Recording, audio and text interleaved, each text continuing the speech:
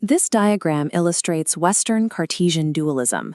On the left, modern thought treats the mind as an internal observer, mapping an objective reality. But the Yoga Vasishtha presents an opposing model, Ajatavada. On the right, there is no external territory. The map itself projects the territory. According to the sage Vasishtha, the multiplicity of the cosmos, time, space, and physical objects, is a persistent hallucination generated entirely by the conceptualizing intellect. To access the unmediated raw reality of existence, pure consciousness known as Chitakasha, the human mind must undergo manosha, a term that translates literally to the total dissolution of the mind.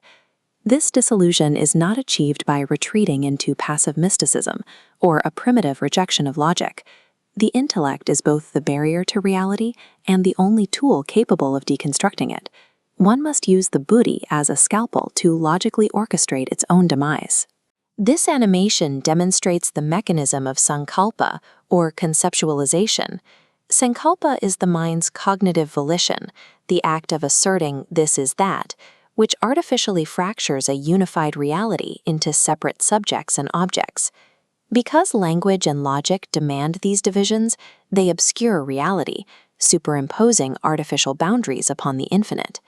Vasishtha describes the waking cosmos as a long dream. Its ontological substance is identical to a nocturnal dream, separated only by temporal consistency. What humans perceive as thousands of years or vast astronomical distances are merely instantaneous ideas projected outward by chittam, the memory. Because human concepts actively build this illusory map, any attempt to grasp reality using language traps the seeker further inside the illusion. This diagram illustrates the antakarana, or inner instrument. Vasishtha dismisses the Western idea of a unified soul, instead viewing the human psychological apparatus as a functional, four-part mechanical processor. The lowest-ranking modality is manas, the sensory mind. It acts as a reactive interface, constantly oscillating in a state of uncertainty and flux. Beneath it sits chitta. This is the hidden, subconscious storehouse of past impressions that feeds raw material upward, providing the data used to project reality. The third component is buddhi, the discerning intellect. It functions as an analytical tool that evaluates and organizes the chaotic sensory data. The final modality is ahamkara, the localized ego. It operates as a parasitic eye-maker that hijacks the processed data, falsely claiming ownership over the body, thoughts, and actions. This foundational I thought is an unsubstantial illusion. Vasishtha describes it as an inane ghost that possesses the inner body, creating the agony of cyclic existence. The individual self is not a biological reality. It is merely an aggregated reflection of consciousness passing through the distorting prism of this cognitive machine. The primary ontological substance that sustains this phantom ego is a collection of vasanas, latent psychological impressions and deeply ingrained predispositions. These vasanas act as invisible psychological threads, binding pure consciousness to a deteriorating physical form across consecutive lifetimes. Transitioning out of this cycle requires fierce purushartha, or radical self-effort. Vasishtha decisively rejects the concept of daiva, or fate, as a binding force. He likens fate and free will to two rams engaged in combat. Destiny is simply the momentum of past actions, and it can be brutally overwritten by a superior, targeted application of present will. Vasishtha strips away every excuse for victimhood. The human being is the absolute author of their reality, and therefore the sole author of their own liberation. To burn the illusory map of reality, the seeker must deploy vichara, a relentless intellectual inquiry that uses logic to actively deconstruct logic. This chart details the Saptadhana Bhumika, or the 7 stages of wisdom.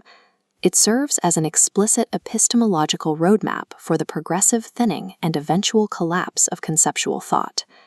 In Stage 2, Vicharana, the intellect rigorously observes and analyzes the constituent parts and experience, realizing that there is no independent author behind any action.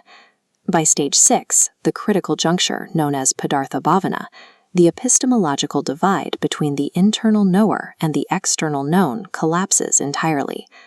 Vasishtha compares this final mechanic to a chemical solvent. The purified intellect dissolves the false map of the universe, and then naturally evaporates itself. Ignorance cannot be defeated by ignoring the mind. The intellect must be driven to its absolute limits until it logically corners itself into oblivion. Once the mind is dissolved, the liberated sage, or Jivan Mukta, experiences Turiya, a transcendental fourth state of unbroken, spontaneous self-knowledge. Manonasha does not equate to brain death, vegetative stupor, or an inability to function socially. The physical organism and the sensory apparatus continue to operate flawlessly. Vasishtha illustrates this paradox using the metaphor of a roasted seed. The mind retains its outward physical appearance and function, but its internal capacity to sprout, to generate future psychological suffering, has been irreversibly destroyed. Because the distorting filter of sankalpa has been removed, the sage perceives the staggering multiplicity of the universe simultaneously as continuous, undifferentiated Brahman. The sage experiences the world as a transparent, waking dream. They process biological pain as a function of the nervous system, but entirely without the psychological trauma of an I claiming ownership of it. In action, the Jivan Mukta operates dynamically, acting simultaneously as the great doer, the great enjoyer, and the great renouncer. They can rule kingdoms or fight righteous wars with absolute precision, leaving no karmic imprints because they act entirely without the friction of egoic anxiety. This stands in sharp contrast to popularized 20th century interpretations of non-duality, which casually advocate for dropping conceptual thought or simply going out of your mind.